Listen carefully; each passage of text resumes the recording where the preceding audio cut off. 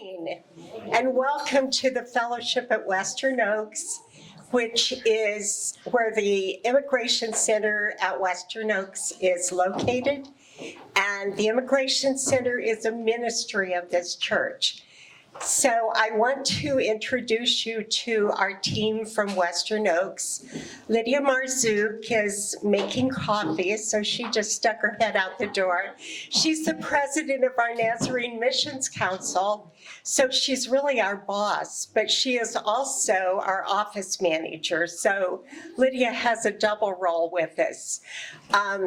Yolanda Rojas is not here yet, but she and I went through the training with World Relief a few years ago, and so we've been on the team the longest.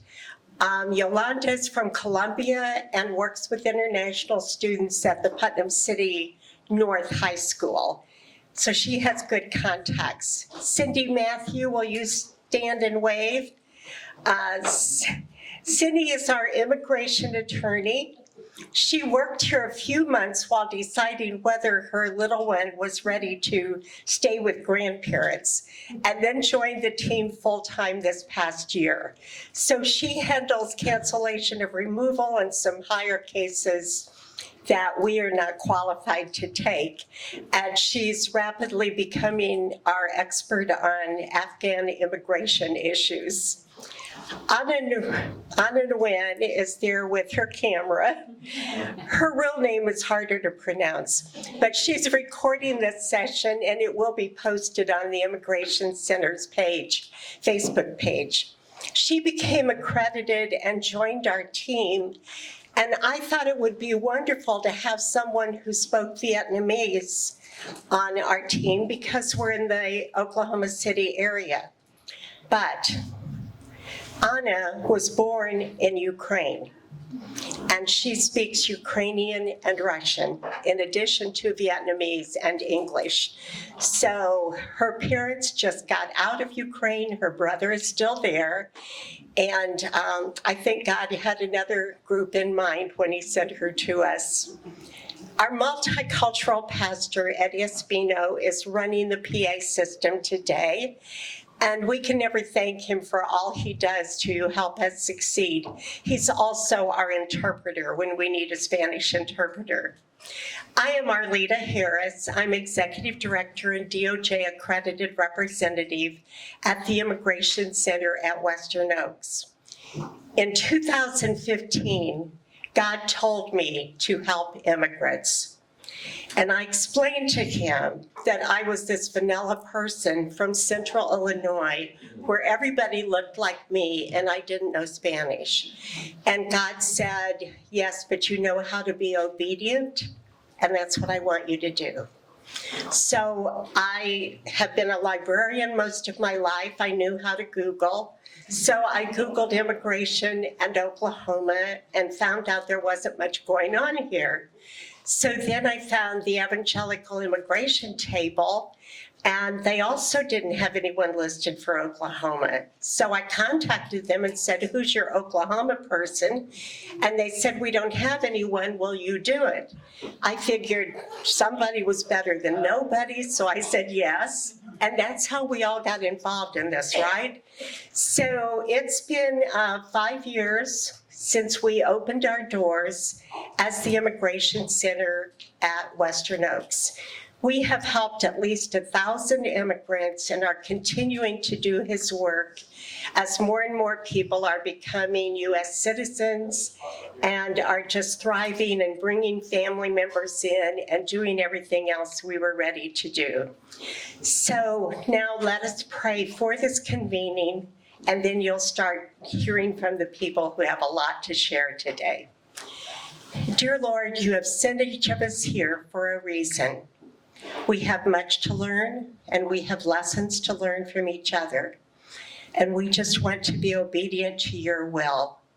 So please guide our conversations as we continue in the center of your will. Amen. We have a title that is Overview of Policies and Law Impacting Afghan Settlement how service organizations are helping bridge the gaps and their need for community engagement. That was Brenda's title. I don't even remember when I met Brenda Kirk, but she was in Houston working with immigration groups in between her chemo treatments, and she had lost most of her hair, if not all, but that didn't stop her. So Brenda is the South Central Mobilizer, serving Oklahoma, Arkansas, and Texas. She's a consultant for the National Immigration Forum and the Evangelical Immigration Table.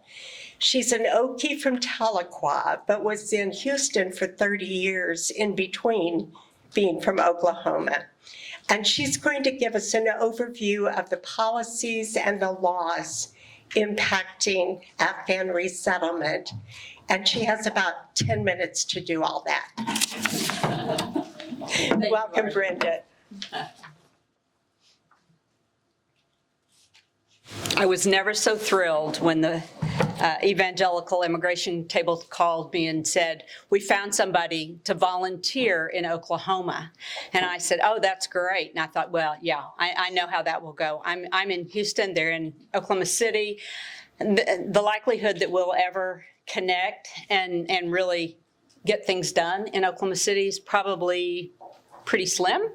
But boy, God put the right person in place, because as Arlita said, when we first met, I was battling cancer, and my travel was limited, but Arlita just stepped up and really went way beyond what I thought could happen in Bethany and then eventually the broader state. So I'm thrilled to be with you all today. National Immigration Forum, which is one of the organizations that I partner with, really helps build a framework around policy analysis and advocacy. And I know that this group today is really interested in hands-on serving immigrants, but there's going to be one thing that I ask of you before you leave today, and we'll get to that. But it's important to understand that immigration law is a federal law. You know, states can talk about it a lot, but it's federal, and so we can't get anything accomplished without Congress. Yes, we can get some executive orders, but those change at the whim of whoever's in office. And we have seen through 2 Bush administrations, Obama administration, Trump administration, and now the Biden administration, we can't put our hope in one position. We need Congress to do their job. We need them to come together in a bipartisan way and make good immigration law. So I want you to think about where you were in 1986. Somebody tell me what you were doing in 1986. Anybody? Was in PE. You were in PE, yeah, okay. Anybody else? Wasn't born. Wasn't born, yeah. So that just gives you a bit of a glimpse into the last time we had immigration reform in the United States. I think gas was 60 cents a gallon. So a lot of things have changed over the period of time, and we really need Congress to do an evaluation of the immigration system and make it work for where we are today. And that doesn't happen without bipartisan support. And so I always like to say we like to look for the rational middle, not the extremes on either end of the party spectrum. And quite frankly, from my evangelical immigration perspective, immigration's not about politics. It's about what the Bible has to say. It's about economic consideration for this country, and it's about community security. Without changing the immigration laws, we leave a large group of our populations with no pathway People say, why don't they get in line? Well, they don't have a pathway to a line.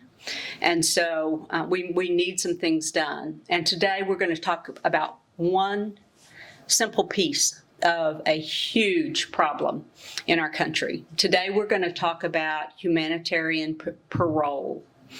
And so most of our Afghan neighbors who are here on an immigration status referred to as immigration or humanitarian parole. And that's a legal term. It's not one that we always like to use because it gives a connotation of maybe you've done something bad. Humanitarian parole is really, I'm going to read to you from a document that I have that really describes what humanitarian parole is. Humanitarian parole allows entrance into the U.S. of vulnerable Afghans who otherwise be eligible for either a special immigrant visa or refugee status, but have not yet completed their visa process. Parole does not automatically confer immigration status. Applicants must document the need to enter the United States for urgent humanitarian reasons, and I think we all know what those are. We saw the chaos in Kabul as Afghans were being airlifted out of Afghanistan with the Taliban at the airport and really wreaking havoc. So this process has not been one of smooth transition. And you all are seeing kind of the impact of that. You are seeing families who have been through major trauma, who left with oftentimes nothing. No papers, no documentation, no clothes, no nothing. And oftentimes have had to leave family and friends behind. And so the mental and emotional trauma that they have experienced through this whole process is overwhelming. And so what I hope for today is that we provide some support systems for those of you serving those families that have already experienced so much trauma, that we will be able to come alongside you and help knit together a support system that I pray will come out of this convening, because I think that those people that are in this room are most vested in the process. And so we just hope that you all will continue to collaborate together, and wherever possible, either the Evangelical Immigration Table or the National Immigration Forum can help with that process. We want to be available to you. So there's a long process of vetting that typically takes place, and it's usually a couple of years that people are vetted in a camp before they ever are allowed to come into the United States in refugee camps. Well, we didn't have that option, and so most of the Afghans did an initial screening on a military base overseas in Germany and all around the world on U.S. military bases. Once they cleared that process, they came to U.S. bases and went through medical screenings and some additional FBI and border protection and national security screenings. Did they get everything right? Probably not. It was a chaotic process, and we are humans. And we make mistakes. And so that being said, they did the best job they could at helping in a very chaotic position to get as many people out of Afghanistan as possible. There are many still in what we call lily pad countries that have been evacuated out of Afghanistan but are still in close proximity to where the Taliban has influence. And so on a national level, we're working to help them move to more secure countries away from Afghanistan in the Middle East. That's a process. I know the Brazilian Baptist Association has been fabulous at helping settle a lot of Afghans in Brazil while they hope to eventually come to the U.S. After that screening process, then they were released to organizations like Catholic Charities and World Relief and many other settlement organizations. Now, the thing about humanitarian role is the benefits are not equal to that of a refugee. A refugee has a specific immigration definition. Humanitarian parole is not refugee. We may call them refugees, but they don't have the same benefits as refugees. Upon settlement, the parolees are not provided legal status or any federally funded benefits associated with a refugee. However, they are provided some basic benefits, including protection from deportation for 2 years max, access to work authorization, and the ability to continue an SIV or special immigrant visa application or an asylum application. And the asylum law says that once you set foot in the United States, so once they set foot on a military base inside the United States, the clock started ticking. They have a year from that date to apply for asylum. Now, granted, many of them have nothing with them. The asylum process is very extensive and requires lots of documentation.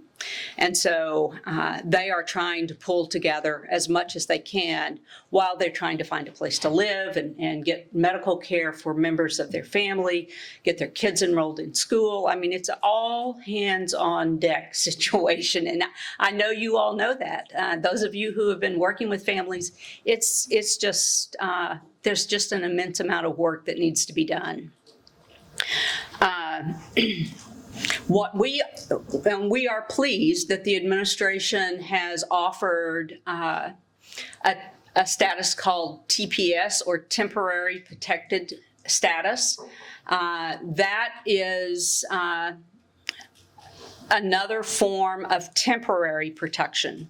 What we know for this population, that they will not be able, it's usually offered for people who are leaving countries because of natural disasters, so earthquakes. And so you see, we've oftentimes had TPS for people who are in countries that have had major devastations. And so they're here on temporary protected status. It is not a long-term assurance. Another class of of temporary protected status is deferred action for childhood arrivals, DACA. I know you've heard a lot about DACA. These are kids that were brought to the U.S. As infants or young children, now have families of their own, and they continue to be on a temporary status. And so they can't really put down the kind of roots until they are allowed to move into a more permanent status. Green card allows people to move from over a lengthy process after they've gotten a green card authorization. Then they can apply for citizenship after 3 or 5 years, depending on marital statuses and a lot of other issues. Anyway, it's just to say that there's a long process. And we really need for the Afghans who have come in really a very traumatic way, and communities weren't ready. The settlement organizations don't necessarily receive the kind of support that they do for refugees. While there have been some funds allocated to help those nonprofits, you know that Catholic Charities and the organizations that are trying to help place are overwhelmed and are really trying to rebuild their systems that were primarily decimated. So I'm going to ask if you would help us do one thing today. We want you to let your representative, your local representative, and Congress and your senators to know that we need a more permanent solution for the Afghan population. And so a bill is in the process of being introduced and we're hoping for bipartisanship. It is right now on the Republican side. It's called an Afghan Adjustment Act, and it would address this population specifically. So if you could take me to the next slide. So, we do this, I do this work because of my faith. God called me to this work. And I would assume that most of you also recognize God's command for us to care for the vulnerable. And so there's scripture there that references a couple of scriptures on why we should be doing what I'm asking you to do. Okay, if we'll move to the next slide. So I want you to pick up your phone and see if you can scan that code. Let's see if it works off the screen. So when you get a little bar around it, tap it. And it should take you to a page. Are we ready to tap yet? Yeah. Okay, if you'll take us to the next slide.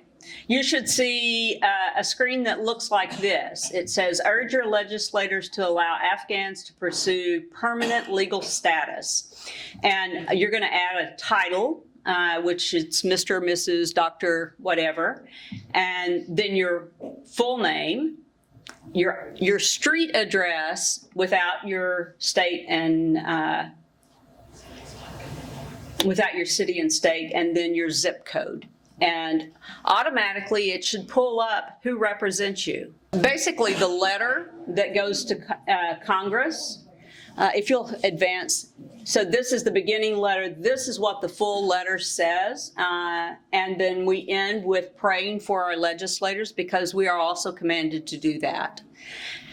So I am asking that before you leave here today, connect with me or Melissa. Melissa, wave your hand, or Arlita, and we'll get you signed up. If you can tell your legislator that we need an Afghan Adjustment Act so that we can prepare. And if not, we also need the ability for Afghans to have what is it called, a circuit rider here in Oklahoma City so that they don't have to go to Houston for their hearings, because that will be a huge challenge. Okay, I've talked too long, and so I'm going to turn it back over to Arlita.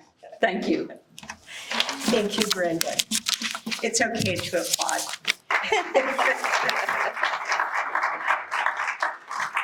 Okay, next we have Veronica Laizure, and she serves as the Civil Rights Director of the Council on American Islamic Relations, otherwise known as CARE. CARE has an important role in helping the Afghans become culturally comfortable and accepted in Oklahoma. I love her t-shirt, show it to them. Okie Muslim, yes. So welcome, Veronica, and share what CARE has been doing to help. Thank you. Thank you very much. Good morning and assalamu alaikum.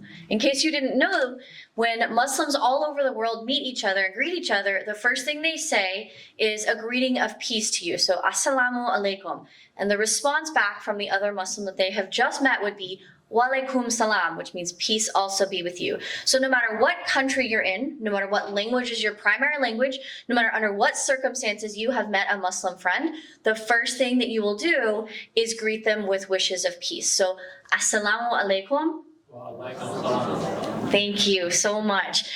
When you are meeting with your Afghan friends, if you can greet them with assalamu alaikum, that is a reassurance to them that you understand where they're coming from, you understand their religion and their culture, and that you truly do wish that they have a peaceful day, a peaceful life, a peaceful transition into becoming our neighbors and our friends. So what we do at the Council on American Islamic Relations Oklahoma chapter is we help the Okie Muslim community to be fully integrated into the greater Oklahoma community. I work with the Civil Rights Department, so I serve victims of religious discrimination or harassment.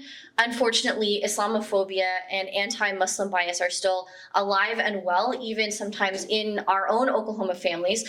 And so we help people who have experienced that discrimination to process it, to find solutions, whether those are legal or otherwise. And we also help the greater Oklahoma community understand the truth about Islam and Muslims, to dispel some of those stereotypes and misconceptions and make our communities safer and more welcoming for everyone. I want to piggyback on Brenda's really fantastic rundown of what we need from Congress with regards to our Afghan neighbors. In addition to an Afghan Adjustment Act, it would be really great if our neighbors did not have to travel all the way down to Houston for that interview step, which is a crucial step in the process of applying either for asylum or a special immigrant visa. We would love for Congress to either pass an Afghan Adjustment Act, which would remove the need for that very burdensome travel, or to establish an asylum office here in Oklahoma, because Oklahoma actually accepted the third largest number of Afghan parolees of any state in the country, and per capita, compared to our state population, we actually accepted the largest number of Afghan parolees in the country per capita. And so for this really historic and monumental undertaking, it would be great for Congress to give us the assistance to place an office here, and to be able for our neighbors to smooth that transition. And so in addition to the really fantastic email resource that Brenda showed you here, we at CARE Oklahoma have also developed an advocacy kit. It's downloadable from our webpage. We have a background primer with all of the information that you might need to make sure your federal delegate is educated on the issue and on what we're asking for. We have a sample script if you would like to make a phone call to their office. We even have a page that you can print out and leave behind if you're meeting with your delegate in person. And we on one thing, which is the right thing to do for our Afghan neighbors. So in addition to the legal advocacy piece of things, I've been working with a couple of the immigration specialists and experts in the community, some of whom are in this room with me right now. And we're helping to recruit and train lawyers who are able to provide the legal services needed for our Afghan friends completely free of charge. So if you are a lawyer, if you know a lawyer somewhere in your family, in your community, I'm asking you to be proud of that connection for once, and tell them to get in touch with us, to work with us, because these 1,000 Oklahoma City Afghan neighbors need their help. And with only a few hours of training that's all available free and on demand, and with only the time that they have to spend, they could help somebody make the difference literally between the family's life and death. Because if these families are not able to successfully adjust their status, if they do not win either on the first round or through the levels of appeals, they risk being sent right back into danger, right back into a war zone that they had to flee from. And that's the last thing that we want to see. We would love to see a thriving Afghan Oklahoma community. I don't know if you all are familiar with the Asian district of Oklahoma City, right? But in the Asian district of Oklahoma City, you can start off your morning with a coffee from a Vietnamese-owned bakery and a pastry. Then you could shop at any of the Vietnamese-owned grocery stores that exist there, where you can find goods from all over the world that you won't find anywhere else but those grocery stores. Then if you need to, you could go visit with a Vietnamese insurance adjuster, a Vietnamese eye doctor or dentist, a Vietnamese real estate agent, and you could finish your day with a fantastic lunch of one of any of a dozen Vietnamese-owned businesses, and then finish it with a dessert and a cup of tea at another Vietnamese-owned business, right? These are places where Vietnamese culture was able to thrive because Oklahoma City opened its arms to Vietnamese refugees and enabled them to build a flourishing Asian district that now brings in tourists from states away. People come from all over the country to eat the best Vietnamese food here in Oklahoma City. How profound would it be if 10, 15, 20 years from now, we could say we have an Afghan Oklahoma district where you can eat Afghan food prepared by Afghans, where you can shop at Afghan-owned businesses and that we helped them to build and to thrive in. Well, how great would it be if we could see that syncretism between our Afghan neighbors who came here under unimaginable circumstances and were able to flourish and grow, build families, build communities right alongside us as our neighbors, as our colleagues, as our peers, and as our friends? Wouldn't it be profoundly great to see Oklahoma City's wonderful, diverse melting pot open its arms and embrace and love our Afghan neighbors. That's what we try to do at CARE Oklahoma, is to make people see the things that we have in common rather than the things that divide us. We're all about building bridges of tolerance and understanding rather than walls that divide us. And so with your help, with all of the support that you are providing to our Afghan neighbors, whether it's lawyers who offer their pro bono services, whether it's the donated clothing and home goods that we're able to provide for families to get their first start, to have a home to come home to that feels welcoming, that feels really like their own. Whether it's your monetary donations that enable us to purchase things like prayer rugs, Qur'ans, which is the religious script for Muslims. We were able to purchase through generous donations enough kits for every family who's resettled into their permanent housing in Oklahoma City, with decorations for the holy month of Ramadan, which is going on right now. So they have stickers to put on their windows. They have coloring books for their kids to celebrate this very special time. We just hosted a clothing bazaar for over 200 of our friends, where they were able to select culturally relevant clothing to celebrate these upcoming holidays. And all of that happened because of the support of you and people like you. And so sharing this mission, sharing this message, saying we open our arms, we love our friends, we love our neighbors, and we want this for Oklahoma City, is one of the most profound things that I've seen Oklahoma do. It often feels like you can't get Oklahomans to agree on anything, right? But one of the greatest parts of this project has been seeing Oklahomans agree that we want our Afghan neighbors to be able to resettle here in peace, in love, in serenity, and with the strength of the community behind them. We don't want to necessarily make them change everything about themselves to be just like us. We want to celebrate the things that bring us together, the things that we have in common, even if they may look a little bit different. So right now is the month of Ramadan, during which Muslims fast from before the sun comes up until the sun goes down. They don't eat, they don't drink anything, including water. And then this is a month of increased charity and discipline, prayers and reading of the Quran.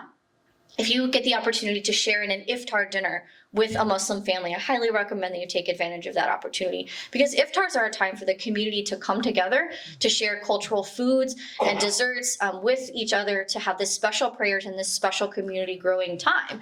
If you can help our Afghan friends make that possible, to make this one of the most special Ramadans we've ever seen, they would be so, so grateful. We would be incredible to see Oklahomans celebrating an iftar all together. And that's something that we would love to help you do here at CARE Oklahoma. So I've gone on long enough. I am more than available to questions. I have plenty of my business cards here. I'm a millennial, so I'm pretty much glued to my cell phone. So if you want to email me, call me, text me, we're on social media, we're all over the place. I am not hard to find. I would welcome hearing from any of you if you have any questions, if you would like to contribute, to donate, to volunteer. We are so grateful for every pair of hands. Every dollar that passes through our doors is going directly towards helping these folks get resettled and to filling the gaps that our other service providers are not able to fill, because we are uniquely positioned to fill that niche. And so every minute of the time that you spend helping us is time that will help us make that Afghan Oklahoma district, that Afghan Oklahoma family, a reality. Thank you so much for having me today. I'm really looking forward to hearing from the rest of the panelists. Oh, that was wonderful. Thank you. Kim Bandy is next.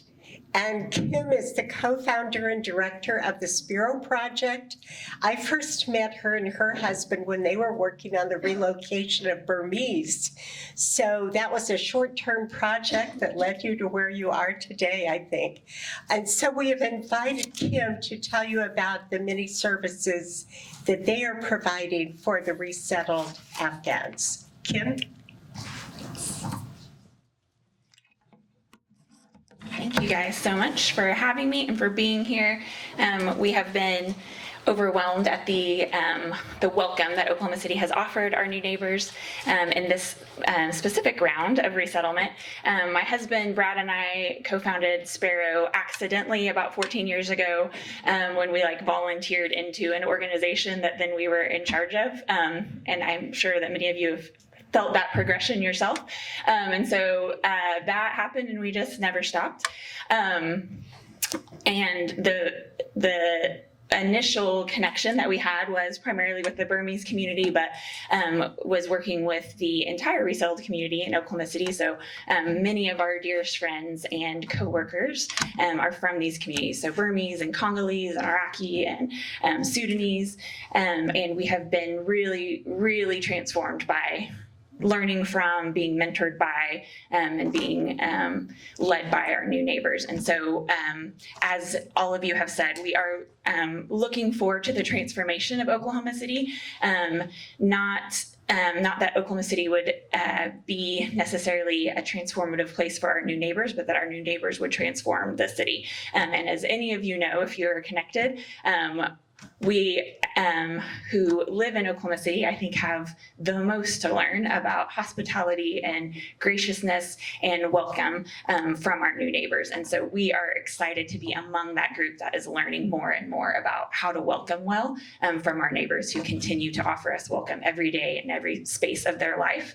And we don't take for granted how vulnerable our neighbors are in letting us join them in the process. And so we're grateful, and we are, I know so many of you have walked in that space with these new neighbors, and we're really, really thankful for that. We are, like everyone else who has been connected, are catching up with what is happening and what we're doing. And I just, last night was like, I'm supposed to talk about what we're doing. What are we doing? Let me take have I gone through every staff member? What's happening? So we are in that space with you in that in September, we did not know that new neighbors would be arriving. We initially heard that there would be a few key cities and that we thought maybe Oklahoma City would be a place for secondary migrants, and we were preparing for that. And so we have been on this wild ride with you all. So just to give a little bit of context of what Spero does do is, as I mentioned, our connection has been really relational with the community. So we are not the resettlement agency, and we also are not the state social service agency. So there's no official connection. We are not case managers. Neighbors are not required to participate with us. We are not forceful in their participation with us. And so we are a strictly private, voluntary participation group. So because of that, we've worked really closely with Catholic Charities through the years, but we have partnered primarily with leaders in the refugee community. So Burmese leaders and Sudanese leaders that kind of are the driving force of their community, and we ask these leaders, what would you like us to help do in this community? And sometimes it's English classes, sometimes it's assistance with medical, sometimes it's helping lead advocacy efforts in Oklahoma City or for home countries. And so we have a lot of iterations. We just follow what is the request of the community. And so we are extremely place-based. And by that, I mean, for most of our existence, we have operated in one apartment complex in Oklahoma City. So I don't know if you can get more place-based than that. There are a few now kind of neighborhoods where the refugee community has moved, and we are duplicating some services there. But prior to this group of arrivals, we have been extremely place-based and are mostly engaging families in their homes and in our homes, and asking, how do we become truly good neighbors where we give and receive together?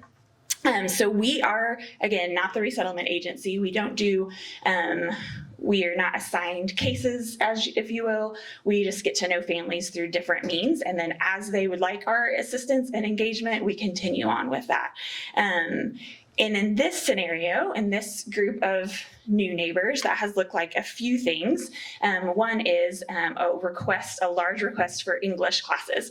And I'll tell you that we were catching up on that too, because the traditionally resettled community, primarily what we have found is that the request is more kind of relational. So helping families understand systems and going to doctors and talking to teachers at kids' schools. And then after a while, there is a kind of comfort level to attend English classes. This group, this group of new neighbors, as many of you have probably found, immediately the request to us was English classes, more and more English classes, which we were not expecting, because that had not been the trajectory of traditional resettlement.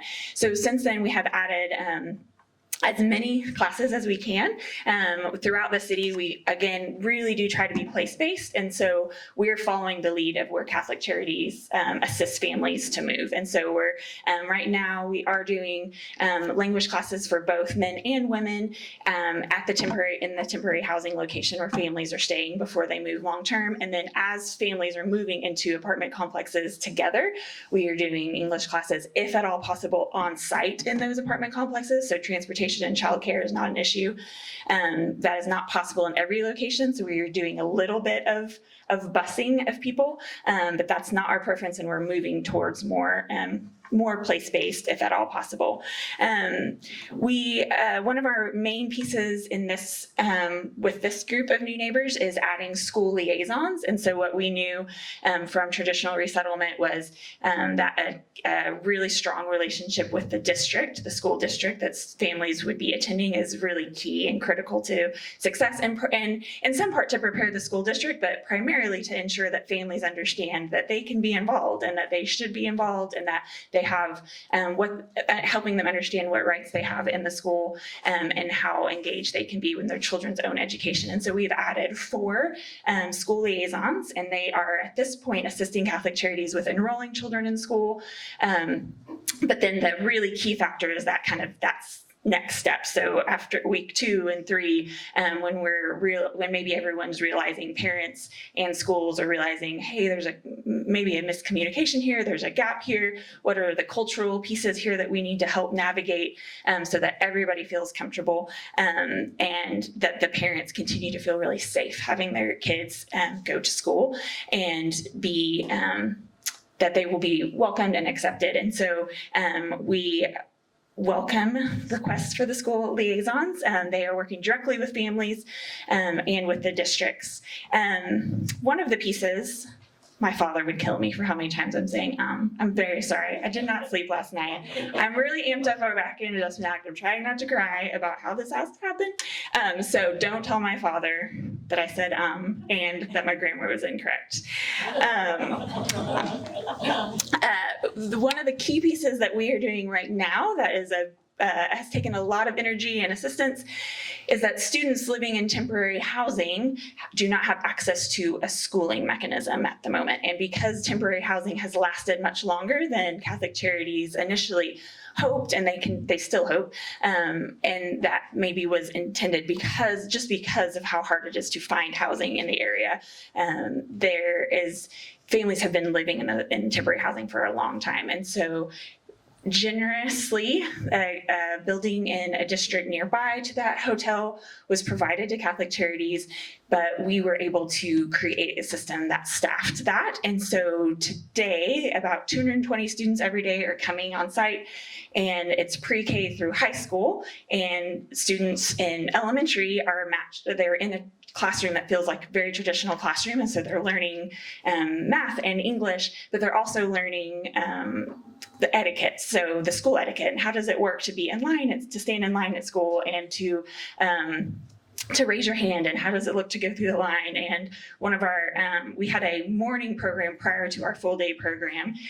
One of our key volunteers here was helping students learn math by counting coins. And so we just are, we've been really, really grateful for the support of people that are helping with this. And now it is a staffed program. And so the elementary students have certified teachers assisting them. The high school students have English class, they have math class, they have geography, they have ELL class, and they have cultural orientation and PE. And so at the end of the day, our both male and female middle and high school students doing martial arts practice, which is so fun. And we totally made a mistake and made just some assumptions that I shouldn't have done. And we thought that the boys would want martial arts. And then the first day, it was a full revolt, and the girls wanted martial arts as well. So we doubled up the staff, and we learned not to make some assumptions on that one. So that's been one of the key pieces. And so if you are connected with families and you know, they will have gone through that process. And then all of our teachers, as students are then leaving that and enrolling in their long-term schools, all of our teachers at STEP, the Transitional Education Program, are creating profiles of students. And so helping teachers understand what have they learned, what have they been focusing on, how do they work best in class, what kind of things do they like and dislike. And so we're hoping that the transition continues to be helpful. And then we'll just run through the rest. We have some incredible employment support specialists that are assisting families in finding jobs, and then also accidentally signed up to be drivers. So they're spending six-ish hours a day driving people to their jobs and back home while they save for vehicles and work out rideshare situations. We've been really, really honored to hire a translation team from our new neighbors. And so we have 5 full-time translators, and many of them are helping at STEP, but also are doing a lot of extra pieces. And we've been overwhelmed to learn from them, and really, really honored to work with them. As you all know, medical and dental needs, women's health, all of these pieces, we're happy to walk alongside neighbors as they navigate those pieces. And our goal really is to have a long-term trajectory where families are more than invited, they are welcomed. And there's a real distinction on that. And so we just want to make sure that invitation says, like, you can come here, and welcome says, like, we are here together and we want to learn from you. We want you to be yourself, and we want to be vulnerable with you. And so our hope is that we kind of help cultivate that space. And I'll just end with saying our goal at the end, as I said before, is really for us to step back very quickly and to really just support those community leaders that are rising in the Afghan community. And they are, as they decide what the Afghan community in Oklahoma City will look like, we will just resource them as much as possible. So we're really, really grateful for all of the support in the community. I think we will begin now that families are moving out of core services with Catholic Charities, and as those of you that are sponsor families are kind of walking into that next step with them. I think we'll begin to engage you more, I think, just by being in these places. And so we're looking forward to working with you as that continues and as your partnership with families continue. And we are so grateful. We are so aware of how unprepared we were as an organization, as a city. And so we're really grateful for just for all of the people that have stepped into all of those places. And as we continue to grow and navigate, what does it look like to welcome well? How do we make sure that we are creating a sustainable solution that is not just a bunch of people sprinting for a second and then passing out and hoping to recruit more people to sprint. Our hope is, how do we kind of do this in long-term sustainable ways? But we are very aware of we are so grateful for how Oklahoma City has welcomed people. I continue to look our neighbors in the eye and say, we recognize that this is not enough, and that no discount to just the amount of sacrifice that everyone that is connected to a family is making, that my team is making, but we know that this was not an option. This was not a choice. Even this location was not a choice. And so our heart is to continue to say, we will not do bare minimum. We will not just do bare minimum with these new neighbors. We will continue to strive to create a place that feels like abundance, because that is what our neighbors deserve. And so we're really grateful to partner with you in that. Next, we have Kira Moseby. And Kira is the lead volunteer overseeing the Afghan Support Center ministry at Catholic Charities of Eastern Oklahoma. So this is the group that's in Tulsa. She's a 6-year veteran volunteer with the Refugee and Immigration Office there, and has helped to welcome 806 refugees. The 6 were added after they got here, right? To some degree. Okay, so tell us about it, Kira.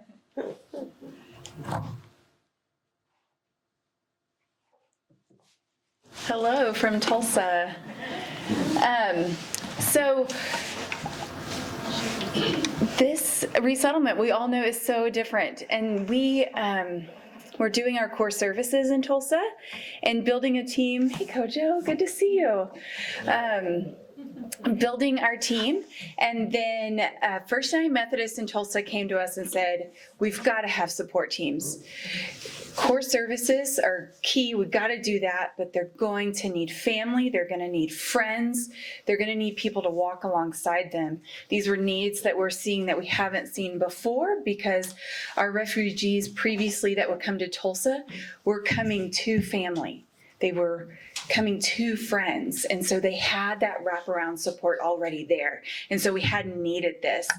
And I said, yes, First Time Methodist, we need it, but I have no idea how to do it. And they came to us with this structure, and we have been putting this into place, recruiting from organizations and churches in Tulsa to help build support teams for each Afghan family. And so I'm going to run you through my recruitment slides. We have about a 3-hour training that we go through with teams. It's not this, before they are introduced to and paired with the family that they're going to be supporting. So, are you ready, Eddie? We're going to run through it. So the purpose of support teams is to come alongside Afghan families under the guidance and support of Catholic Charities and their assigned case managers to assist them through the transition of living in Tulsa. This is a needs-based program, not wants. So we want them to be independent as soon as they can. And so we are pushing our teams to help them be independent. So our structure of the teams, so First United Methodist has what we call an organizational team coordinator, and that's who I'm working with. And that person, her name is Tracy, she actually recruits the teams, she oversees them, she makes sure they get to training. When they have questions, they ask her. And then if we're seeing that teams are having lots of the same questions, then we try to address it for all teams. But each team has a support team core couple. And for our traditional families, we like this to be a married couple, just to honor the culture and for the families. And then we have a lot of single men, and so we're pairing them with men. But behind that core couple, you'll see on the left, that's kind of the team behind them. We are finding that about 2 people behind that core couple, or 4, is about all you need. We designed this back in October, so we thought you needed another big group of people, but we're finding that that's a little confusing. So that core couple and then 2 to 4 people behind them to help with all the things that come up. So this is kind of how it runs. You have the Afghan family, your support team, and then the case managers. And we're asking the support teams to go at the pace of the case managers, because generally we're going at the pace of the government. So we know how that goes. You can keep going, Eddie. So we have them recruit their support teams. And when we first started this, we thought you would need several different people assigned to different things, but we're finding that core couple comes in and assesses what the needs are and what those kind of gap in services is. Not that Catholic Charities isn't trying to do all the things, we just can't. We have to have the community around us. And so you can keep going, Eddie. Just click through them and I'll go. So we're asking organizations to get that support team coordinator together. Get with, if you're in a evangelical church, Protestant church, those Sunday school classes are great to pull on, because they have that team that naturally has connection together. And then we want to start training those teams. So they do some cultural training. And then we do, we run through, we kind of have to train the community on what refugee resettlement is and how to work within that. And what does Catholic Charities do? And then in Tulsa, we're a little bit different. We have Catholic Charities and YWCA. So we are teaching teams, what does Catholic Charities do? What does YWCA do? And then how can they help? So keep going from there. Yeah, orientation support teams, we can keep going, Eddie. One of the things that we do have is a memorandum of understanding between Catholic Charities and the churches and organizations that we're working with, just so we know we're all on the same page. What is the purpose of support teams? What is the role of Catholic Charities? What is the role of First United Methodist? And so we have just a list of things. A few key ones is that we keep the privacy of the family. We honor their culture. We let them make the decisions for their family. We can be guidance and support, but they make the decisions. They have the agency to do that. We also have a no proselytizing understanding, so that we don't want our new Afghan neighbors to feel like to get the services or to get the support that they need, that they have to listen to me share about my faith. We want that to just be, hey, I'm here to support you. I am here to help you be independent. That is the purpose behind our support teams. So, then we start mobilizing the teams, and we do, one of the things I think has really worked well for Tulsa and our support teams is that we have what we call a meet and greet, and it's an intense meeting. We have a gentleman named Joseph from the Islamic Society of Tulsa, and Tracy, who's our lead trainer. They go and they sit down with the core couple and the family, and they say, okay, where are we at on paperwork? Do you have this paperwork? Do you have this one? Let's go down the list. What's been done? What hasn't? Okay, could we reach out to the case manager and help with getting a bank account? I bet they'd like that. But let's ask them.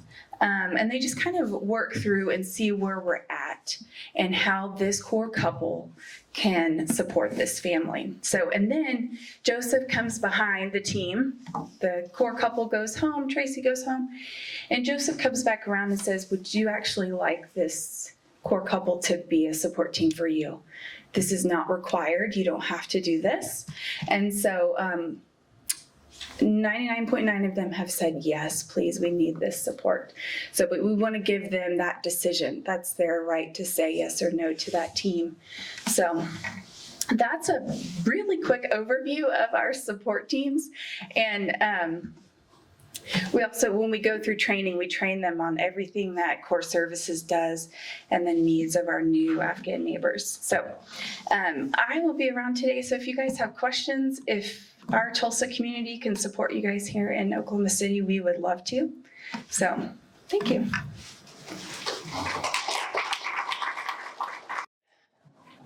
Well, good morning, everyone. Wasn't that an amazing first panel?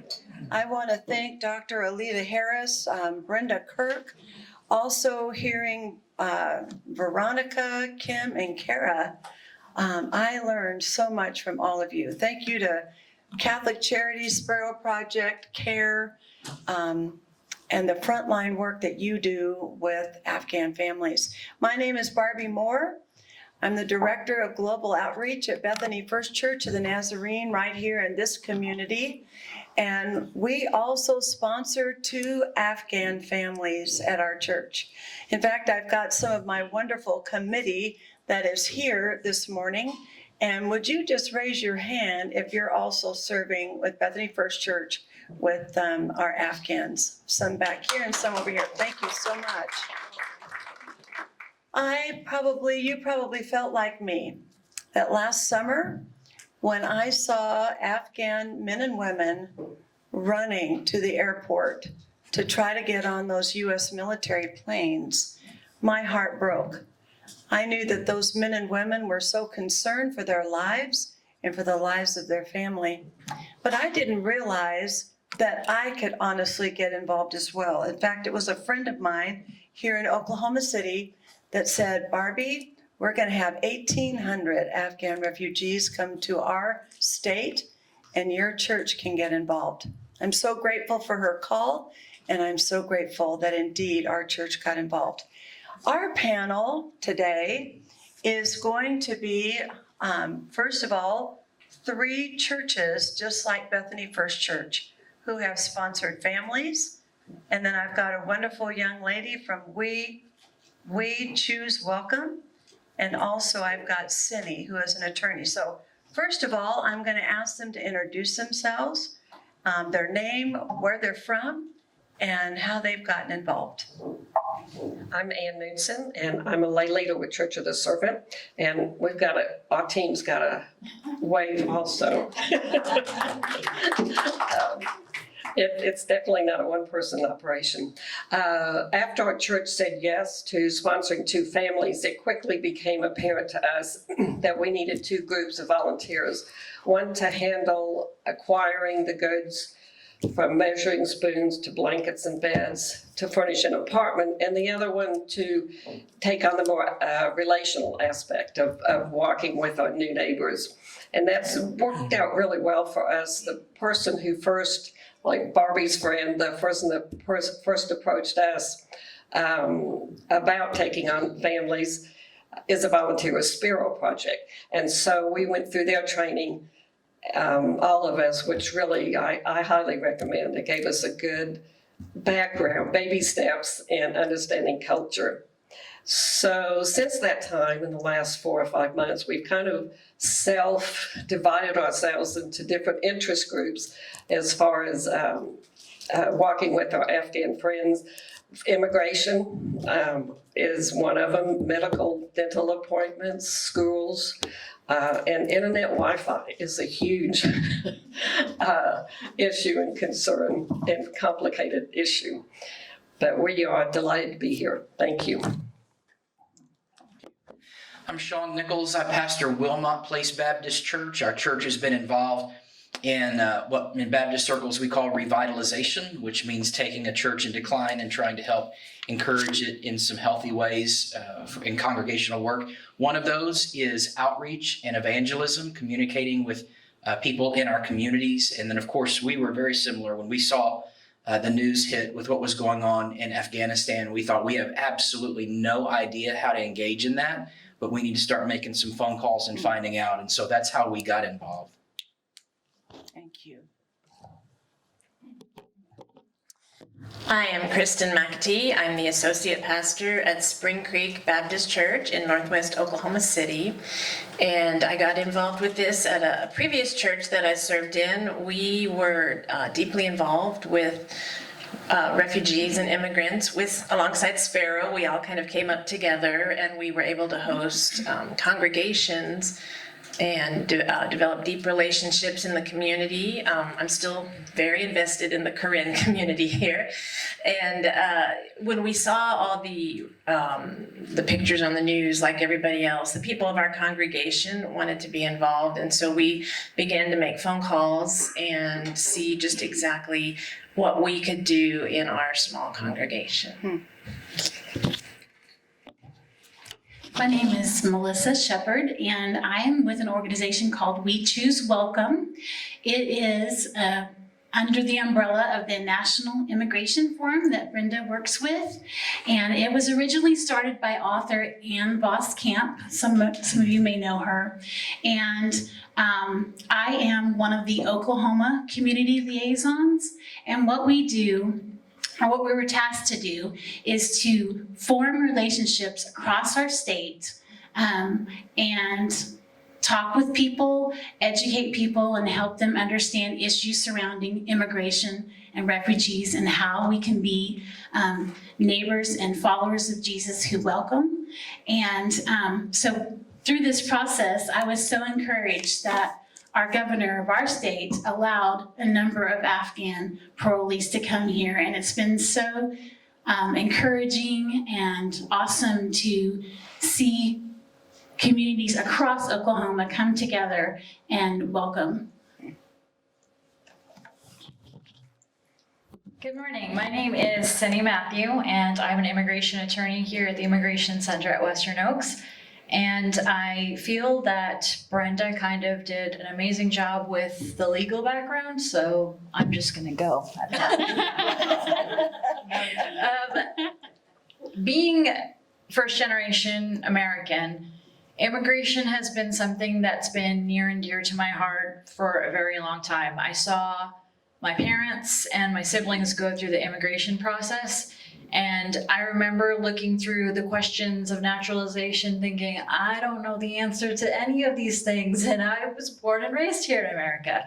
And I remember I was probably in middle school at that point. And I remember looking through that. And that was my first introduction to what it means to become a green card holder, become a citizen. And then, you know, it was in the back of my mind of this is not an easy process. And then fast forward to moving from the Northeast to Oklahoma, the whole immigration piece started clicking again, where I thought, you know, this is something that I really feel that I'm called to do. And so when I moved here, I reached out to all different organizations and said, hey, you know, I just want to volunteer my time, see if this is something that I'm interested in. And the only person that got back to me was Arlita. So that's how I ended up here. And it's been an absolute joy working with the population here and being able to help in some small capacity with the legal needs. Thank you.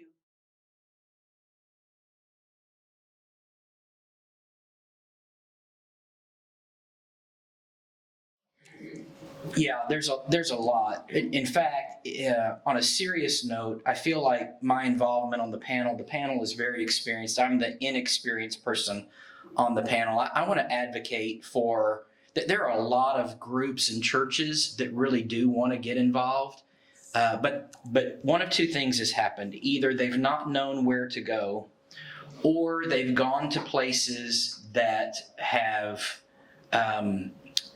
supported limited involvement. I know when we got involved, the ask was originally for furniture, and we can either set the furniture up in the apartment or drop it off and have somebody else do it. Well, that certainly isn't the need, right? The need is not for furniture, the need is for relationship. And we came about that in a very unusual way. And so we were asking, we'll provide furniture, but we have to have a relationship. And that was the only way we've really endured as long as we have, because I know other churches that have just dropped off stuff and then walked away and felt like we've supported the refugee crisis. And so our involvement has been difficult. And, you know, when you're asked to coordinate circumcisions, that they didn't teach that in seminary. So I'm not sure, you know, where do you go? Who do you talk to? The difficulties with that. Our family uniquely was pregnant. And then the complications with pregnancy and delivering a child, and how do you even get them to the hospital when because of limited housing, they were located outside of the rest of their Afghan support. So not only did they not have transportation, they didn't have Afghan friend support to try to help them in that, and then located 45 minutes from us. So just the complications with that. We feel like our biggest need right now is a resource or a pool or a forum or a group to support us. We want to support the Afghan family, but we need support to be able to do that and do that effectively. We need you to move to Oklahoma City and help coordinate the needs that the sponsors have. The first time I learned I was a sponsor was from my Afghan family. The husband came to me and said, "Would you be my official sponsor?" I said, "What is that?" And he said, "You're going to sponsor me in the States." I said, "I have no idea what you're asking me. I didn't know if that was legal. I didn't know if he was going to move in with me. I didn't know if there was a financial arrangement. I had no idea what that meant." And I just looked at him and I said, I don't know what that means, but I'll do anything I can do to help you. And it's just that emotional connection is what's driven us in the relationship. So unexpected challenges. I'd like to kind of walk you through, well, I've got two examples, a dental and a medical appointment, just to illustrate some of the huge challenges. So medical, we have a family of 5 with Barbi's family, but we also have a family of 11. And we wanted to get them into the Edmond Public Schools. They spent over 4 months in a hotel. Family of 11 in 3 rooms. They were thrilled to get into their home, but they needed vaccines. The kids had not had vaccines the way our kids normally do growing up. They did have some testing and some vaccines done at the military bases when they were first here, but there's a lot of shots if you don't start, when you're 6 weeks old, and now you're in 5th grade.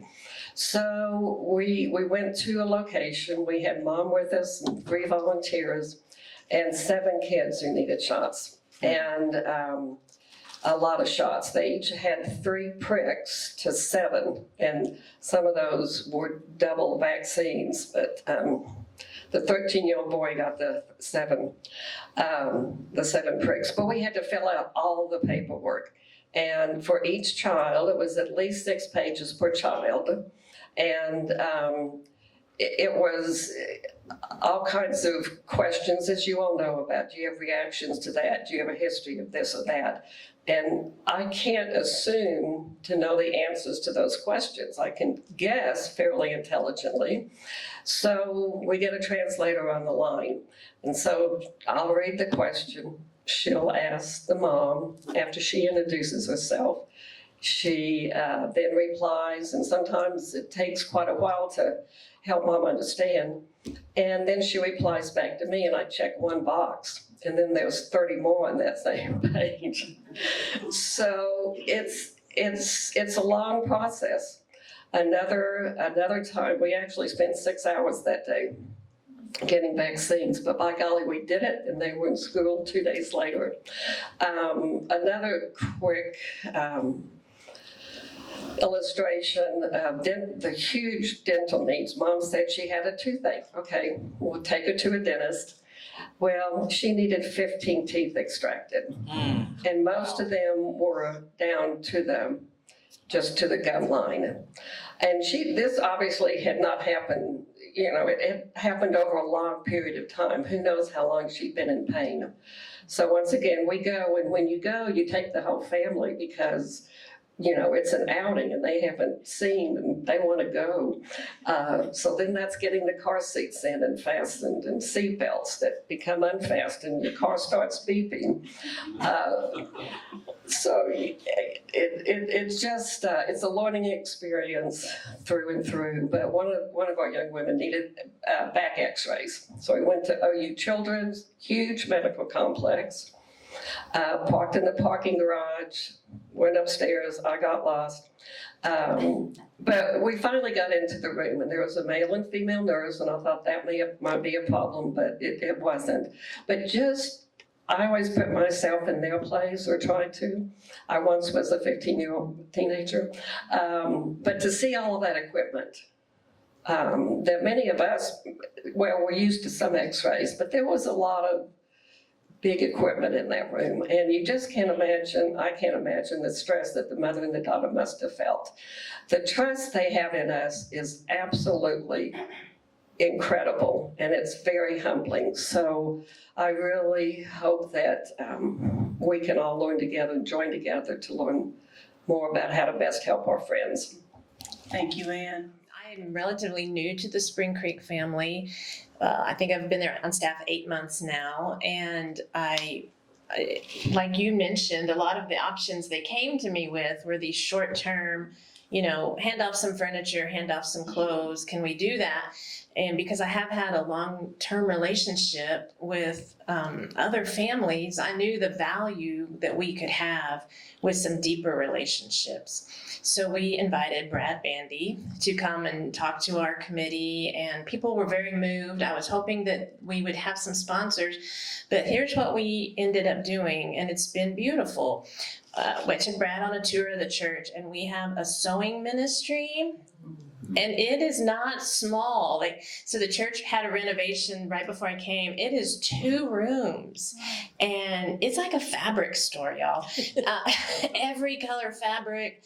We have 4 sergers, 4 sewing machines, cutting tables. So we, with Spero, developed this project for the Afghan ladies to come and sew the covers for the cushions for their new homes. And it is just so amazing. okay, if you grew up learning to sew from your grandma or your mom or your aunts, just imagine doing that cross-culturally. One day I had a young Afghan lady and one of my older ladies like sharing pictures on their phones of stuff that they had made. So we are developing relationships in that way. And I think it's just much more meaningful. And I love the creativity behind that. I love that we're a part of welcome here. And here's a way for you to set up your home in a way that means something to you. And they bring their babies and we have snacks. So that's kind of been the story. And I'm just going to make a plug. We need foam, people. Send foam. Yes, Kim is. Foam is so expensive. And if your youth team needs a project, listen, this is made for teenage boys. You can rip up old couches and bring us the foam. Talk to me. It's a great project.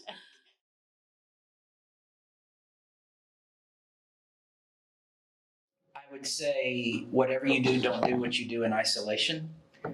You need a significant number of people around you, both internal to your working environment as well as external. So I would just say the best piece of advice I could give is, in fact, I think Catholic Charities from Tulsa made mention of this. Get at least 6 people around you that can be praying with you, for you, and supporting the needs alongside you, and then begin to network as much as possible. And, we've talked about networking a lot.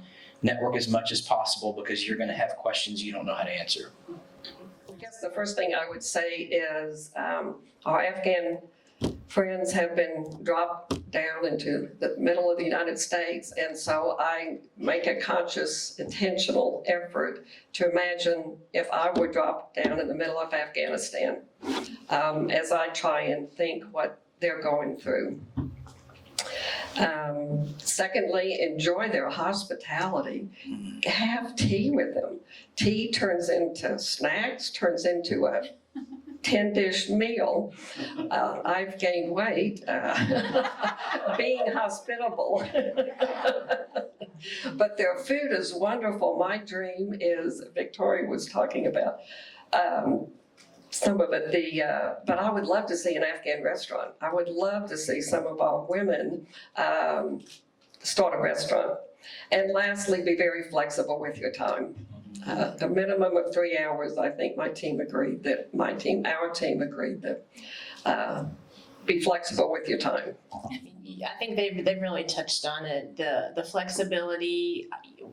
And I'm going to go back because, again, we're not sponsoring an Afghan family right now, but I have experience with my other families. And what I originally thought I would be doing was not at all what was needed. And, I thought I was helping with language skills or, instead I've answered mail and, yes, filled out the paperwork. And I'm going to agree with you. I'm a native English speaker. I don't know what DHS wants to know. I do not know. So just those unexpected things, be prepared for that. One of the most fun experiences I had after a doctor's visit was teaching words you shouldn't use at the doctor's office. It was fun. It was one of the best days in my ministry, really. Of course, I went home and my husband said, Kristin, the lawyer at Catholic Charities is named Dick. And I go, well, I'm just going to have to let somebody else deal with that problem. That's more than I can do. So just really, just enjoy. These people are my family now. And I teach violin to little girls that I got to see them be born, and I get to preach at their birthday celebrations. Like, be in it for the long term, really, honestly. Make these people your family, and you'll be rewarded. I love that. That's good. I love that. In fact, I've got people in the room that could share some precious stories too. Yeah. So thank you.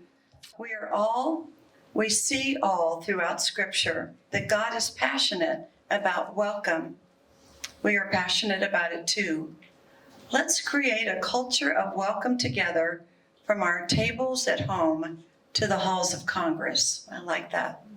It takes us all to remake a world. Yes. So what do? What is We Choose Welcome? You said a little bit about it. Yes. But what do you do, Melissa? That is a good question. So we have been tasked as Oklahoma liaisons, getting to know people across the state, which is a huge task. Brenda knows she's over Oklahoma, Arkansas, and Texas, right? It's a lot. And so it's mostly social media based, but both Raquel and I are both highly relational, so we love to like have coffee or come visit your church or whatever. Spend time with you relational, but we can do it over the internet as well. You mentioned our website. It's wechooseWelcome.com. It has a lot of resources on there, facts about immigration, the different laws, the different questions that can come up, like, should we be focusing on our own people and not others who are coming here? It just gives you some really good information. Also, we promote different books and Bible studies. Next month, in May, our executive director, Arlita wrote a book called Crossing Borders. Crossing Borders, we're going to do a book study together. If that's something your church wants to do, or your Sunday school group, or your community group, we would love to have you. Basically, you guys are the ministry here in Oklahoma. We want to hear from you because we're all experiencing different things. We all have different stories.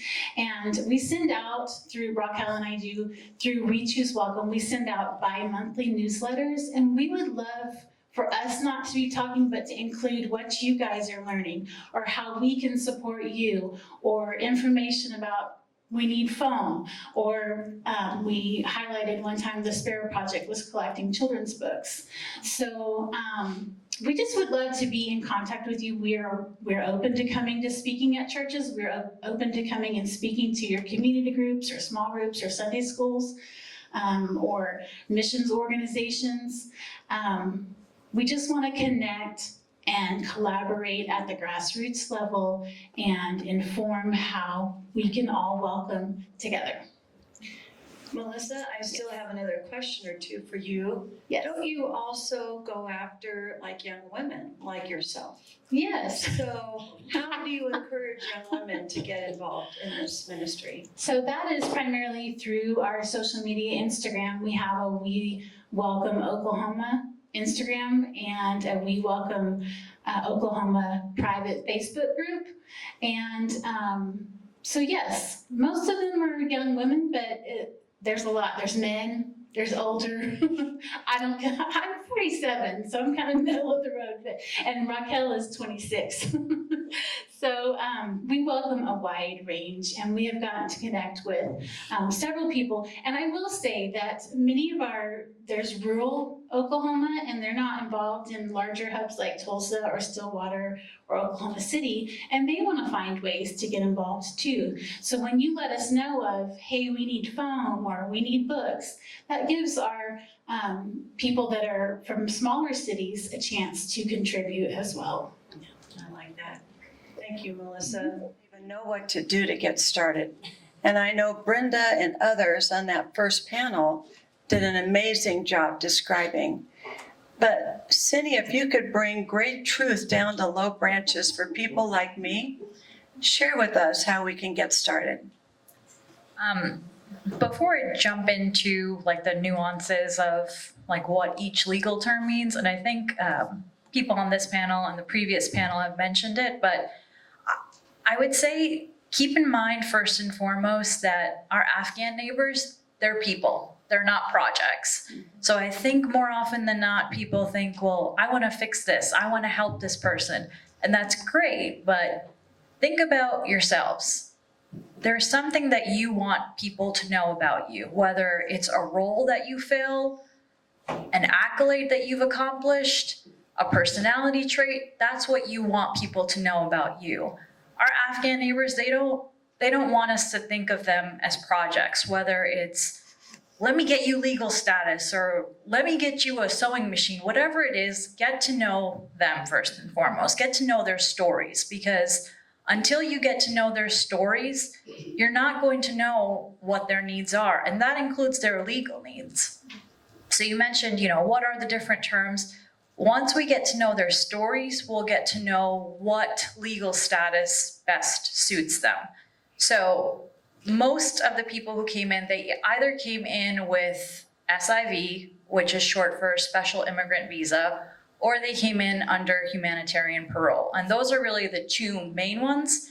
And with humanitarian parole, as Brenda mentioned, it's on a case-by-case basis for individuals with urgent humanitarian or significant public benefit reasons to come into the United States. Now, with humanitarian parole, there's no ultimate legal status that you are given. You're here for 2 years, and if at that point you have not obtained some other type of long-term status, then most likely you'll end up being sent back, which is why the Afghan Adjustment Act needs to be passed. With the Special Immigrant Visa, it was created for Afghan nationals and their family members, specifically the spouse and minor children, who were employed by or on behalf of the US government. And with that, there's 14 steps total, so it's not an easy process, but it's essentially boiled down to 3 steps. One is the COM, or the Chief of Mission application, and then once that's approved, which that has 7 requirements, then you apply for your immigrant visa, which is the I-360, and then finally you can apply for a green card. So as you can tell, it's not an easy process.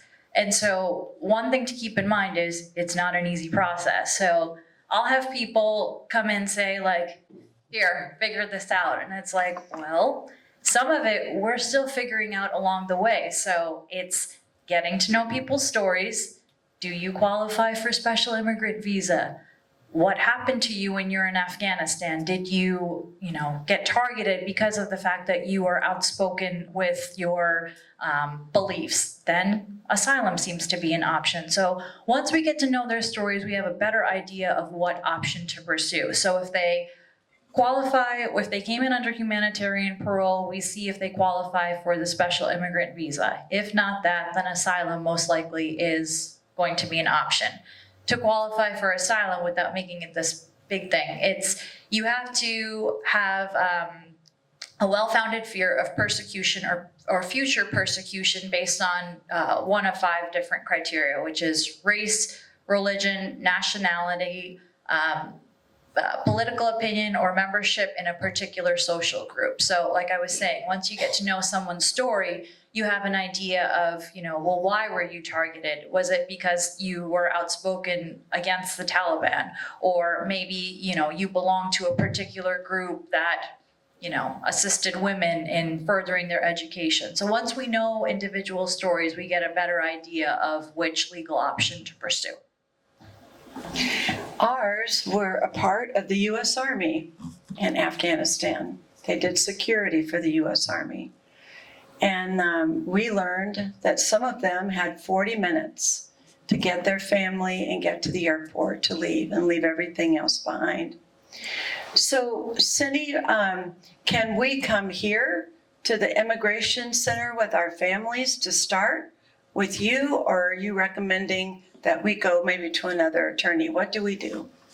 I would say my colleague is over there, Tara Jordan. She's part of the Oklahoma City Afghan Legal Network. Got it? Okay. And they're doing a great job of meeting with clients and being able to triage, okay, what category do you fall under? Is it special immigrant visa or is it asylum? And getting to know their stories and figuring out which option to go to. So I would say start with Tara and her team, and then from there, being able to decide what they qualify for and who would be able to assist. So one of the things we're missing in Oklahoma City is a network of resources. So if you go to okcrefugeesupport.weebly.com, we're collecting just a list of opportunities in the area for sourcing needs that various families have. And we hope that this network helps supply some of those resources that we can post for other sponsors. That's good. Give that again, please. OKC Refugee Support .weebly, because we're cheap and free. Weebly is WEEBLY.com. Together, could you maybe put in a link or include some kind of a discussion blog where people can contribute what they're learning? Some kind of a moderated discussion blog, does that make sense? Sure, yeah. So probably the best way to add content would be through some future forums we hope to facilitate together, that from those forum conversations we can develop that content. That'd be great. Great question. Who else has a question? I have a question. Okay, we've met with a number of people that have no sponsors, and it would appear to me that the majority of people do not have sponsors. And so they have the case manager at Catholic Charities, and those people are terribly overworked, okay? What can be done to get more sponsorship of the refugees? Because to me, that's going to make a world of difference in their perspective in adjusting to life in America, because they're not going to be automatically, the children maybe, but the adults are not automatically going to be mixing with primarily English-speaking people on a daily basis or anything. And I just see all sorts of good that can come from the sponsors, or what you call support teams or whatever. Kara or Kim, what feedback do you have for us? I would say in Tulsa, we're heavily recruiting. My encouragement, who's the liaison, who is the bridge builder in the Oklahoma City community to the Catholic Charities team here? That would be my encouragement, is to bring them a structure. And I'm happy to give anybody what we're doing in Tulsa. But that's what a bridge builder in our community reached out to us and said, we're willing to help train, we're willing to help be an admin team to get it out to people. So that helped us get on board. So I am not sure the numbers because we aren't recruiting or matching the sponsors. I assume that, I think from my understanding that most families still in temporary housing do not have sponsors. So I think that's about half of the families left is what I think, but do not quote me on that because I could be incorrect. And I know some families currently in temporary housing do have some sponsors. So that's a large lift for sure. And so I do think, yes, I agree. Catholic Charities caseworkers are really overwhelmed and they have a lot going on or having to handle a lot of needs. So if there is any group that can bring structure to them to implement, that's great. We are happy to be helpful in that. We have done some supplemental pieces that kind of just help explain a little bit about the process and what each agency does, but we are not implementing that widely because Catholic Charities is managing and recruiting sponsors. So if we can be helpful in that liaison, we're happy to be. But I think that, if anyone wants to create that structure is probably it has to be ready to go. And it seems like reaching the churches is a very undeveloped resource. I mean, I would think, I don't know, how many churches, it seems like there's one on every corner, that, if even 50% participated, it would be huge. And I don't hear any outreach to churches specifically. So I just was wondering about that piece of it too. Carla Hinton was just here from the Oklahoman, and I don't know if she's already stepped out. She had a call she had to take. I tell you, she would be a great help. That? Yes, and I also want to ask you a question too. So the reason that you're here today is to try to figure out how we do that. How do we reach the churches in Oklahoma City and provide them with an organized system? What has been done in Tulsa is great. But what we need in Oklahoma City is for there to be a collaborative team, and Shawn has recognized through firsthand experience how desperately that's needed in this community. And so we don't want to criticize, we don't want to judge. What we want to do is to form networks. And so if you know other churches, maybe the church down the road, I saw Crossroads Baptist Church as I was driving in, and I know they're involved. And so, find a couple of churches in your vicinity and start talking among the leadership in that church and say, we need help. Would your church be interested? Here's how you can come and learn a little bit more. We've got a Zoom meeting scheduled, and, so really take an opportunity to be one of the leaders in the community to help us form that. Arlita, did you want to share? I will just add to that, we have 2 sign-up sheets on the registration table. And the other one, the one is for the Zoom meeting for people already involved. The other is just saying, I'm interested in knowing more, and here's who I represent. So at least it gives us a contact for those here who are interested. That's great. Thank you. Come on up. So Tara with a T like Tom. Anyway, I'm an immigration attorney from Norman. I have a small private practice. I help mostly Spanish speakers because I'm a Spanish speaker, but Kim is the reason I'm here. Initially, we had a conversation and it became clear that legal services for this population were going to be a huge need because of the reasons that Brenda did such a good job explaining earlier, because of their unique position as, we refer to them as refugees, but they're not actually refugees. We want to say parolees, but that's got a negative connotation. So we call them neighbors and we call them friends and community. And let me just say, thank you for including me up here right now. And thank you so much for just allowing me to participate. I'm humbled by the servant leaders that we've heard from today.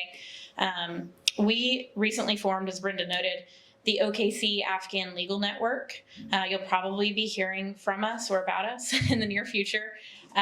We originally tried, 2 of my colleagues, other attorneys, and we tried really hard to partner with existing organizations, and through no fault of those organizations, we were encouraged to go out on our own. So we were about to open an office off of Britain in May.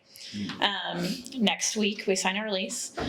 And it's been sort of a continual process through the generosity of Spero, partnerships with CARE, forthcoming partnership with Western Oaks. And I want to talk with Brenda more. There's just so many people in this room that are going to encourage and uplift us in our work, which is pretty important. As Sini noted, unless people pursue permanent legal status, there's not another option as of right now. So definitely encourage you to contact your representatives about the Afghan Adjustment Act. And then the other piece of advocacy that we would ask people to keep in mind is it's a huge undertaking to take this many people down to Houston, especially large family sizes. So at the very least, keep in mind with your representatives as well, there's a local USCIS field office. It's not an asylum office, but it has a lot of extra space because ICE used to be in the other half, and now that's just empty. So that's what I've been talking with Senator Lankford's office specifically about, utilizing that empty space so that we don't have to take on, as sponsor families, I include myself as a sponsor family. I'm not involved with sponsorship, but involved deeply with the 9 families that are in Norman. And just, I learned so much from them. As Kim said, I just continually am being in awe of how much I'm learning just from the families themselves. But all that to say, those are 2 pieces of advocacy, I would say. The other thing I would love to say is your families are on our list. We have the master list, we have the master spreadsheet, and we are working through them. Some of your families have probably already met with our screener, our non-attorney legal coordinator. Her name's Santina. She's wonderful. So if you've heard that name, she's ours. She's technically been generously employed by Spero up until now, until we could get off the ground. But your families are 100% on our list if they are in the Oklahoma City metro area and under the auspices of Catholic Charities of Oklahoma City. They are on our list and we are working through them. There's not anything you need to do right now. They will be contacted when it's their turn. We're doing it based off of priorities, like if date of arrival for sure, but also if we have any age outs. So we had some children of parents and principal applicants that were about to turn 21, which means they would need their own application. So we're rushing to try to get those done. So we have a lot of priorities, but suffice it to say, we're diligently working through those, and we would welcome volunteer attorneys. I think Veronica mentioned earlier, if you know an attorney, send them my way, send them our way. We will put them to work. We also need office furniture for our new office. Just talk to me. If you have any ideas on how you can support us, we would be welcome to hearing that. Sorry, I took. And I want to say thank you to all the panel for the valuable information that you guys have given. As we go through, our church has sponsored one family, but basically when you sponsor one, there's more around, that need help. So maybe about 4 families. And as you go through life with them, you go through life and you get calls and texts in the middle of the night because their apartment's flooding, or will you be a character witness because somebody called DHS on my children, or so many different things, transportation, just the needs. But as that's gone on, we've gotten to talk about religion, and I don't think that we should shy away from that. And one part of this whole process is hope. If you don't have hope, you don't have life. And for the Christian community, that hope we know is found in Jesus Christ. And so, yeah, we're going to share that. We want to share that. I want to ask the pastors up here and the lay leaders of the churches, how do you share that? How do you share that hope of Christ with these families in love?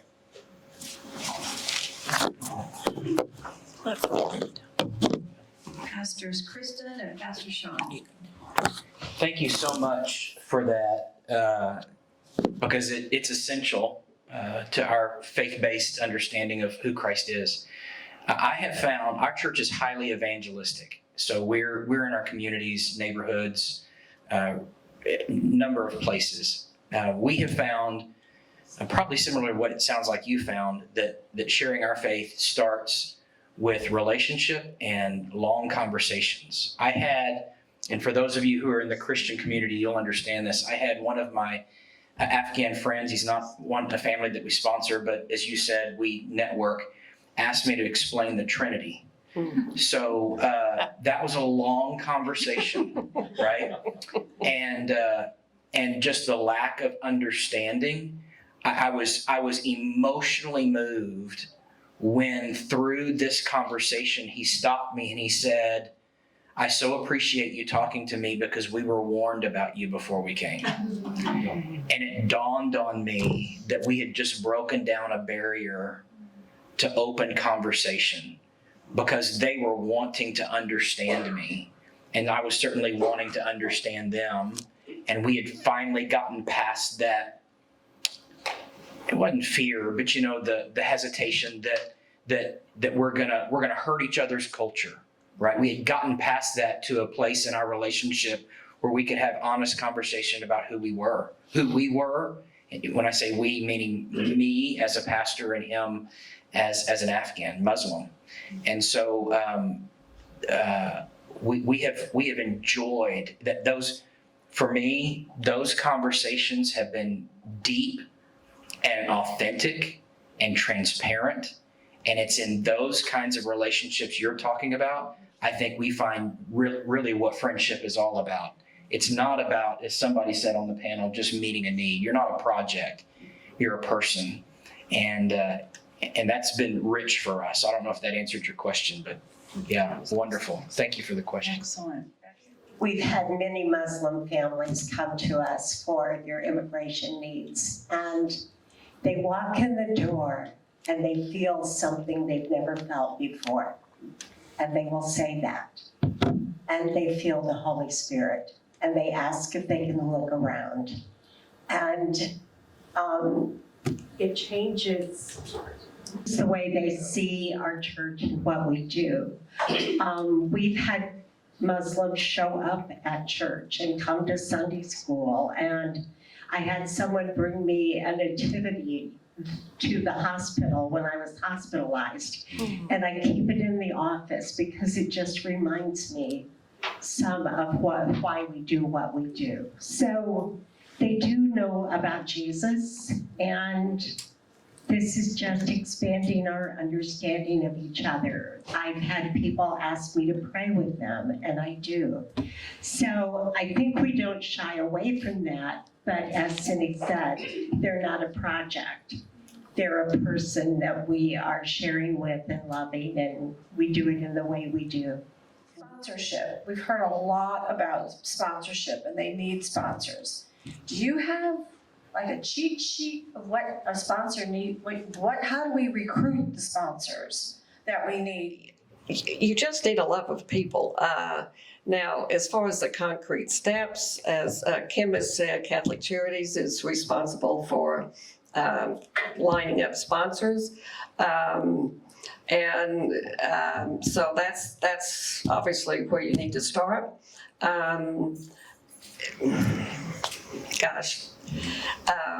then just read every single thing you can. Spero Project has great resources. They have great reading lists. And you'll be amazed at how many articles you'll see in the paper that you probably didn't pay attention to several months ago. But just learn all you can. And honestly, the way I would like to answer that question is to say, come to us here, the churches that have been in this before, and we will be happy to. I will share every little piece of minute information I've gathered in 5 months, as well as our team. I will say, Mary, that I've heard some people say the only thing that we thought we were going to do was furnish their apartment. Yeah. But for those that just did that, they have missed such a blessing of getting to know these people, walking life with them. I'm learning from these precious people. And just as one of them talked about, Ann did, about their level of hospitality, I've never seen anything like it. Harlan. May I just add, there is a link on the Catholic Charities website that you can sign up. I think that's where we started, really. We went to the Catholic Charities website. Do you want to help? Sign up. Good. Thank you, Harlan. Any other questions? Yes, way over here, Harlan. Thank you.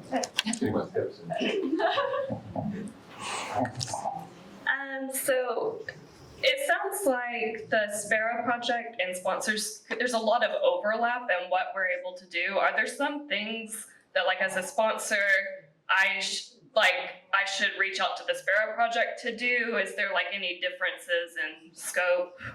Because like with the Spero Project, you could get an in-person translator, for example, but if there's only 5 of them and I can get a phone one, like I just don't always know where I should let Spero Project fill in. That's a great question, and we are sorting through that too.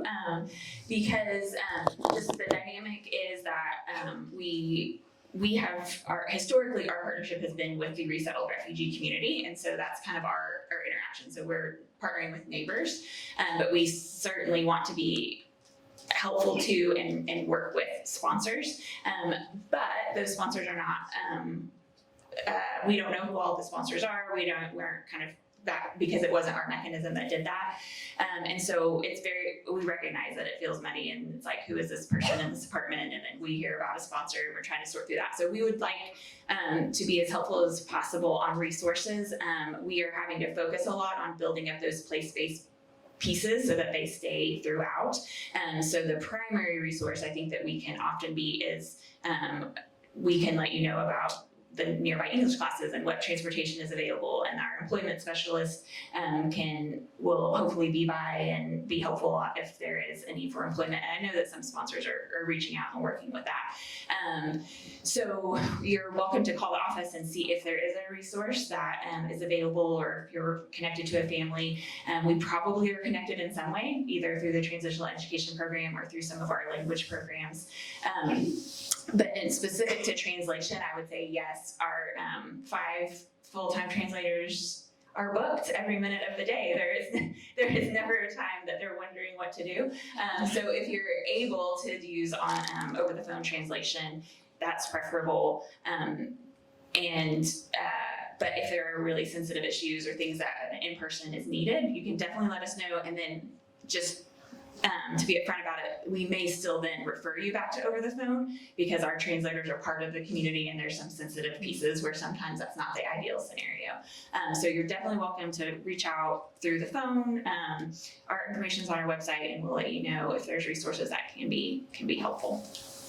But also I'll just say this because I think this can be frustrating because sponsors are not recruited through our organization, we don't have contact information, and because we again want to really honor the agency of neighbors, our partnership is with the neighbors, and so when we're going directly to them about employment or about school information, and if they tell us we really want you to communicate that with our sponsors, then we will do that. But until then, we're not trying to like cut sponsors out of the loop. It's just that we're wanting to make sure that the neighbors have the agency to do that. So feel free to contact us if you want information about, say, like, hey, I think somebody got a job. Can you give me information about that so it can be helpful? And then we will ask the neighbor, like, is it okay for us to give that information to the sponsor and then work with you on that, just to, in case that it can be frustrating, I think. Kim, it's because of Spero that our families have a job. So thank you so much. And transportation to and from their job. It's amazing.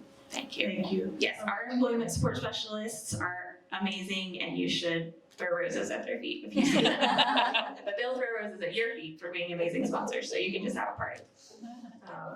Because I've worked with children my whole professional life, I'm retired now. I have a particular concern about how the children are doing.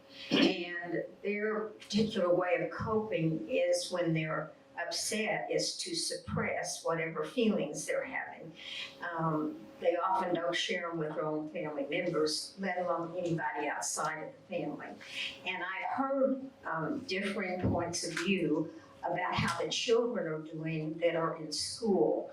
And when I asked about how are the children placed in school, you know, I'm told they place them by their age, just like assumption, like if you're 11, you go to 5th grade. Nobody does any testing or any questioning about the child's background or experience. They just throw them into 5th grade. And someone shared with us that there were a number of very depressed students that were almost suicidal because they thought they'd just been thrown in with no real understanding of what their needs were. And so I was wondering what people's knowledge was about the educational system and these children are the hope. They're the ones that are probably going to learn the English, and when they grow up, they'll have a lot of job opportunities maybe, and will have more education than their parents. And I don't know if their needs are being met. So that's my question. Does anybody have feedback about that? The weekend here at the Immigration Center at Western Oaks, and I'm the ESF person at Bandy City High School. We got about 6 Afghan young women and men. And there is a process in place. ESL is a federal program, and we have to follow certain guidelines. When a student gets to a school that is not English speaker, we have 30 days to test them, okay? And 30 days at the beginning of the year, or 10 days after August, the first month of the school year. And we test them with something called the WIDA access, which is many states use the same program to test them. Usually the student doesn't know any English is when they want to score 1.0, right? 1.0. So immediately I do the schedules at my school, Easy High, for them. And we try to put them in classes who are exposed to English, like ESL classes. And there are some rules, we have to follow within the federal government, like students cannot be segregated, meaning they cannot be in ESL classes the whole day, right? So you have certain periods. So you have to figure out how you want to help these students who have no English skills, right? For the Hispanic, it's easier because you can pair them with other students, right? And Spanish and English have Latin-based language, Roman language alphabet. That language is different. In fact, half of my Afghan kids, they speak Pashto and Dari and Farsi. So they are from the same country. So we try to place them the best we can. I usually don't teach classes because I'm the coordinator for the program. I had to open a class just for 6 of those kids, my last hour class. Anyway, so they do get tested, they do get placed. It's illegal not to place students in a ESL program in the public schools. So I don't know about what you said about being the suicidal. Maybe each school is different, okay? Children can be sometimes cruel with each other, and that newcomers are going to be always the people who are going to be left out. So it really depends on the program that each administrator or every person that runs the ESL department has in place for those kids. They have to help them integrate themselves. This is very difficult for whoever comes to a new country to be able to fit in. Especially if they come by themselves. If there's only 1 or 2, I try to pair them to have the same classes for now. Of course, I have one of my students yesterday told me, next year, Ms. Rojas, I don't want to have to be with them, with his other friends. I want to learn English, I want for myself. So every kid is different, every situation is different, every school is different, but there is a federal law in place for ESL students.